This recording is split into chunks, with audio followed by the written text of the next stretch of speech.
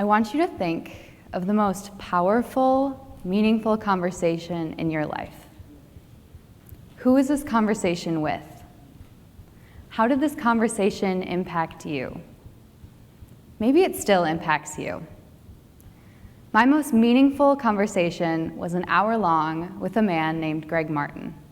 This conversation completely changed my perspective on connecting and relating with others, gave me a glimmer of hope in our increasingly disconnected world. Mr. Martin is a retired 2-star general who served in the U.S. Army for 35 years. You may not know what the rank of a 2-star general is, but to me, it meant he was a pretty big deal in the Army. How was I, a 20-year-old at the time, going to relate to him? We had nothing in common. I'm the host of a podcast called Going Places, where I interview entrepreneurs, community leaders, and veterans like Greg. During our conversation, Greg opened up about his entire mental health journey, including how he graciously left his job, saved his marriage, and is now writing a book to help other veterans. Do you want to know the first question I asked him during our conversation? With a combination of fear and excitement in my voice, probably like I have now, I asked, "So why did you decide to join the Army in the first place?" Before I even knew what was unfolding, my fears of never connecting or relating to Greg disappeared because we found common ground. It turns out, Greg's motives for joining the Army were guided by his love of travel, adventure, and education. This initial question veered into a story about how Greg met his wife in Germany. Around the same time, he was a top marathon runner in Europe. This man ran 7 different marathons, each under 3 hours. Not only did Greg and I share a love for travel, adventure, and education, but we connected instantly through this question. This conversation was the moment I realized that we can find common ground to build deeper relationships around us when we ask the right questions. So why, as I'm about to graduate, am I suddenly so interested in the power of asking questions? Well, questions have been my foundation throughout college. Questions like, what if I apply here? What if I study abroad? What if I apply to SNCtalks to discuss asking questions? These questions have led me to unexpected opportunities. And because of this, I'm standing here today on this green circle. I ask questions on my podcast, Going Places, to amplify stories from people like Greg. How did an adventure shape you? How did you overcome a particular challenge? Why did you start your business in the first place? As a yoga instructor and meditation guide, I ask questions to tune people into their own bodies and the present moment. For example, right now, let me ask you, are you holding tension in your jaw? Where are you physically connected to the ground right now? And how are you breathing? These mindfulness questions are a powerful tool to guide people into their own bodies and the present moment. And as a Spanish major, I just like asking questions to see the upside-down question mark at the start of my sentences. What I've learned from these various roles is that intentional, thoughtful questions increase social connection. So why do we need social connection in this disconnected and distanced world? A published study conducted at Massachusetts General Hospital revealed that increased social connection and confiding with others, as well as visits with friends and family, were among the strongest factors in preventing depression.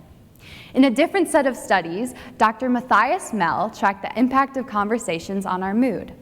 He discovered that deeper, intentional, thoughtful conversations were directly related to our happiness. Humans crave connecting and confiding with others beyond the small talk. And as I go about my day, the common question I hear is, how are you? How do you respond to how are you? Now get your paddles ready. Please raise your paddle if you typically respond with, I'm good, I'm doing good. This is a common response. And then for all my grammar smarties out there, please raise your paddle if you respond with, I'm doing well, I'm so well. This is another common response. My favorite answers are when people respond with, I'm doing fantastic, or even better, I'm doing horrible, terrible, thanks for asking. If social connection contributes significantly to our mental health, I'm curious as to how the "how are you" is affecting our well-being. I believe we should think bigger and ask better questions. So I came up with 3 lessons I've learned on my journey as a question asker. The first lesson is to throw away your fear of asking stupid questions. Ask what you actually want to know. As Albert Einstein once said, the important thing is not to stop asking questions. Curiosity has its own reason for existence. What if we took Albert's advice into our own conversations? Instead of asking, "How are you?" what if you asked, "What are you grateful for today?" Instead of asking, "What's new?" what if you asked, "What is something right now that you're proud of?" During my conversation with Greg, I could have stepped around conversations about veterans because of my lack of military knowledge. I could have avoided conversations about mental health because I didn't want to say the wrong thing. But conversations guided by my genuine curiosity made the conversation deeper. My next lesson is a bit more strategic. Lawyers come to a courtroom prepared to not only ask the right questions, but anticipate every possible answer.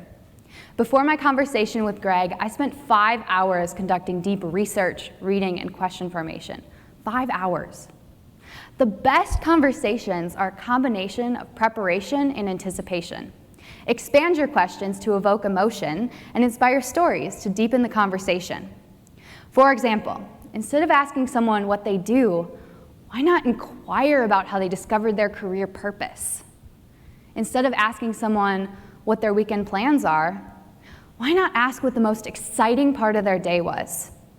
And in place of stepping around a difficult conversation with someone who's been struggling, why not inquire how they can better be supported by you? As a question asker, also be prepared, like any seasoned entrepreneur, to jump into a different topic.